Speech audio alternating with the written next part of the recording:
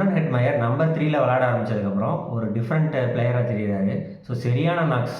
South Africa சீரீஸில் எப்போ number 3ல இறக்கி விட்டாங்களோ அப்போ இருந்து எல்லா மேட்சுமே நல்லா பெர்ஃபார்ம் பண்ணிருக்கு. அப்படி வெஸ்ட் இண்டீஸ் T20 சைடுக்குள்ளே ஷிம்ரன் ஹெட்மயர் உள்ளே நுழையும் போதே ஒரு நம்பர் 3 பிளேயராக தான் உள்ளே வந்தார். ஸோ கயானா அமேசான் வாரியர்ஸ்க்கு நம்பர் 3ல சூப்பராக பெர்ஃபார்ம் பண்ணதுனால தான் வெஸ்ட் இண்டீஸ் காலப்பே கிடச்சிது. பட் சம்ஹவ் வெஸ்ட் இண்டீஸில் நம்பர் 3 ஆடுறதுக்கு அந்த டைமில் ஆள் இருந்தாங்க. ஸோ நிக்கலஸ் பூரன் ரிட்டையர் ஆகிற வரைக்கும் நம்பர் 3 நம்பர் 4ல் பூரன் விளையாண்டுருந்ததுனால ஹெட்மயருக்கு அதிகமான வாய்ப்பு கிடைக்கல. வேறு வழி இல்லாமல் ஹெட்மயர் லோயர் ஆர்டர் மற்றும் ஃபினிஷிங் ரோல் எடுக்க வேண்டியதாக போயிடுச்சு. டெல்லி கேபிட்டல்ஸை ஃபஸ்ட்டு அந்த ரோல் கொடுக்கப்பட்டுச்சு லோயர் ஆர்டர் ஃபினிஷராக.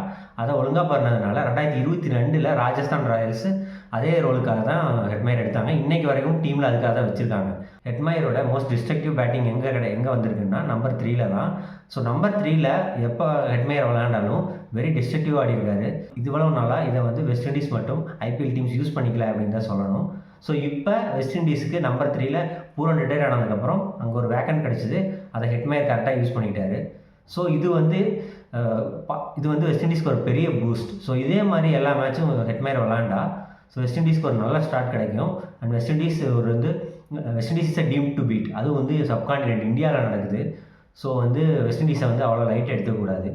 இதுக்கு முன்னாடி வெஸ்ட் இண்டீஸ் 2012 மற்றும் 2016 T20 வேர்ல்ட் கப் ஜெயிச்சிருக்காங்க. 2012 ஸ்ரீலங்காவில் நடந்துச்சு, 2016 இந்தியாவில் நடந்துச்சு. இப்போ இந்தியா மற்றும் ஸ்ரீலங்கா ரெண்டும் சேர்ந்து ஹோஸ்ட் பண்ணுறாங்க. ஸோ இது ஒரு கோயின்சிடன்ஸாக கூட எடுத்துக்கலாம். ஸோ வெஸ்ட் இண்டீஸும் ஒரு டாப் கண்டெண்டர்ஸ் தான் இந்த T20 வேர்ல்ட் கப் ஜெயிக்கிறதுக்கு.